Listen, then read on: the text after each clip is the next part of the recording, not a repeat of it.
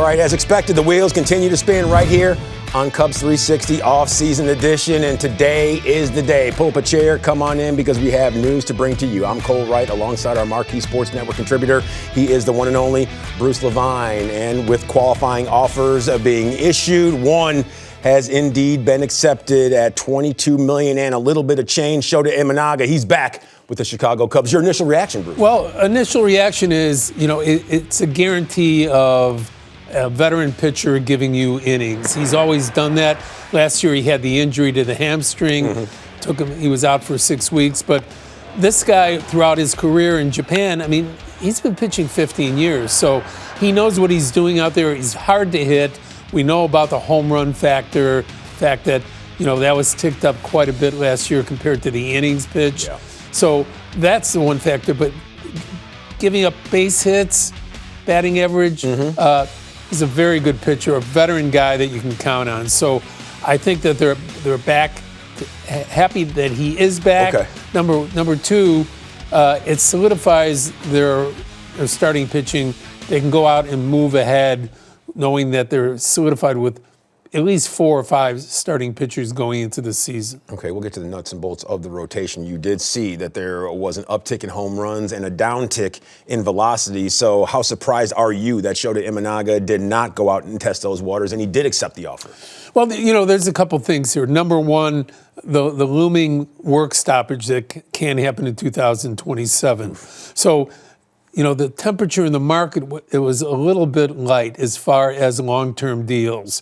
Obviously, after the Cubs turned down the 3-year deal with Shota, he turned down the 1 year. He's looking at this 1 year at a higher mark. He can go back, reestablish himself, come back and get a longer-term deal next year or the year after. But also, it also opens up the idea that after a 1-year deal, if there's a work stoppage here, there's nothing stopping him from going back to Japan and pitch. Yeah. And at that age, at age 33, you're going to want to continue your career. He's already made a good amount of money here in the United States. No reason not to go back home. Yeah, hopefully there's still plenty of tread left on the tires. Like you said, he's been pitching for 15 seasons and the 31 home runs allowed a season to go. Hopefully that is not a key indicator at a potential fall off. So how do you see Shota Imanaga fitting into this 5-man rotation, Bruce? Well, very well. Now that he's used to pitching every 5 days, and the Cubs have done a phenomenal job of skipping him when they can, protecting him, because in Japan, you basically only pitch once a week. Cade Horton's in the 4 spot? Did you put this rotation together, Bruce? Well, I hope not. You have to talk to Miller about that. Okay, Andrew Miller, let's get on top of things here. But when you look at the rotation, there's some solid guys in there. Now, you have Horton, who's your only power arm. That's the only concern that you have right now, is the fact that you have good pitchers. Steele's not going to be back till May. You don't know about innings limit, so the Cubs have a lot of work to do still as far as starting pitching goes. You're not counting Ben Brown, who's had success as a starting pitcher. You're not looking at Wicks. Wiggins coming up from the minor leagues, a power arm that can be throwing around 100 miles an hour. You never know how quickly that might ascend. Absolutely, and we'll see how everything shakes out. And we also know that at the general manager meetings in Las Vegas, Jed Hoyer, Cubs president of baseball operations, he said that the Cubs, they're going to be zeroing in on top flight pitching. So is there still some wiggle room right there to add someone potentially to that rotation? I would say, the commitment right now is probably around $180 million. Okay. So last year they were at 210, but with the CBT, it was around $230 million. Even if they go up to that amount, there's still plenty of money left. And we're also not considering the fact that trades could be made with players that are on the team right now. Okay. So we don't know if somebody is looking at a Horner or asking Happ or Suzuki to waive their no trade. Okay. So these are things that are all possibilities going into the year. I'm not saying the Cubs are looking to trade these guys, because we're not putting words into their mouth. Sure. But these are options that they talk about all the time. Okay. In other news, we just told you that Shota Imanaga, he did accept the qualifying offer, and Kyle Tucker, as we all thought, he declined to $22 million, not necessarily rich enough for his blood. He's going to go out there and test those waters. So were you surprised by the fact that he declined? No, not at all. I mean, he's the projections out there is for him to get somewhere between $350 and $400 million.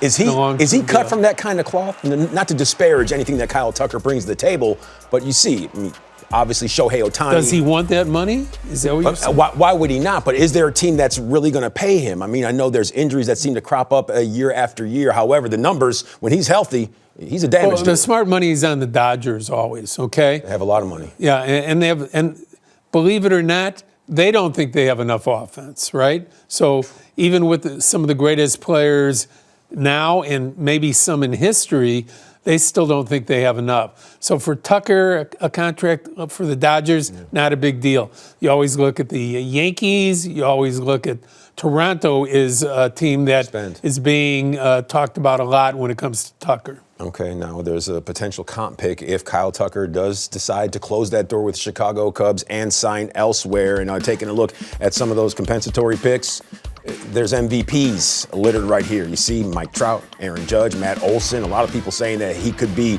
quite possibly the best defensive first baseman in the history of the game. Josh Donaldson and David Wright. His metrics, they're above Keith Hernandez, Bruce, so take the numbers for what you will. But how about these picks? The Cubs, they could fall into a gold mine here.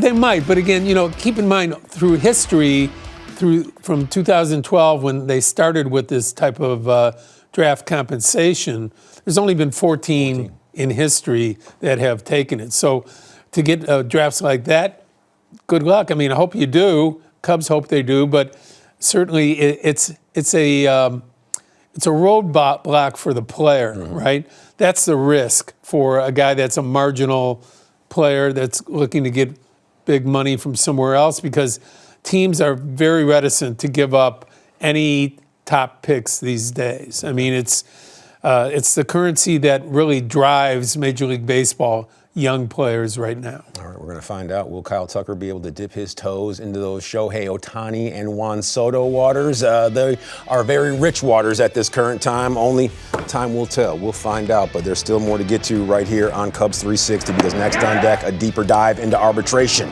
What a player's worth with the deadline looming. Lance and Katie, they examine the player org ecosystem ahead right here on Cubs 360. Don't go anywhere.